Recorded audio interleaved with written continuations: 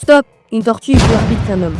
Ça, c'est la réflexion farfelue d'un certain philosophe grec, nommé Zénon d'Élée. Il s'est demandé un jour où il avait rien d'autre à foutre, ça donne quoi une course contre Achille et une tortue? Pour avouer, Achille est un personnage de la mythologie grecque qui est mort à cause d'une flèche dans le talon. C'est vrai, si on prend Achille, et qu'on met la tortue à 100 mètres de lui, pour qu'elle ait un minimum d'avantage, elle donnerait quoi la course? Eh bien, pour rattraper son retard, il parcourt les 100 mètres qui le séparent de la tortue. Pendant ce temps, la tortue a elle-même avancé d'une certaine distance, qu'Achille doit combler à nouveau. Une fois ce retard comblé, la tortue a encore avancé d'une nouvelle distance, etc. Du coup, à chaque fois que Achille comble ce manque, la tortue a déjà avancé. Et au final, Achille ne rattrape jamais la tortue, puisque pour la rattraper, il lui faudra parcourir une infinité d'étapes. Ce paradoxe se nomme le paradoxe d'Achille et la tortue. Un paradoxe très contre-intuitif, et pourtant qui a bel et bien une solution.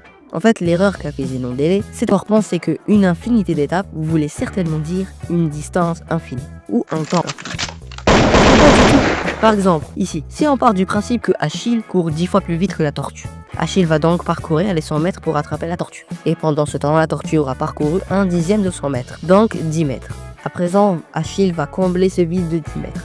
La tortue aura avancé pendant ce temps de 1 mètre, et ainsi de suite. On se retrouve avec une somme infinie de nombres 10 fois plus petits que le nombre précédent. L'erreur ici, c'est d'avoir pensé que puisque on ajoute à chaque fois un nombre, puis un nombre et encore un nombre, et cela une infinité de fois, la somme serait infinie, donc sans limite. Alors que pas du tout. Ici, on ajoute à chaque fois un nombre plus petit que le précédent.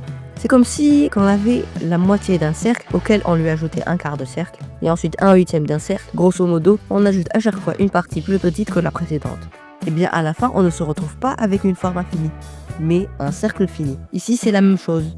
Malgré l'infinité d'étapes, Achille va finir par rattraper la tortue.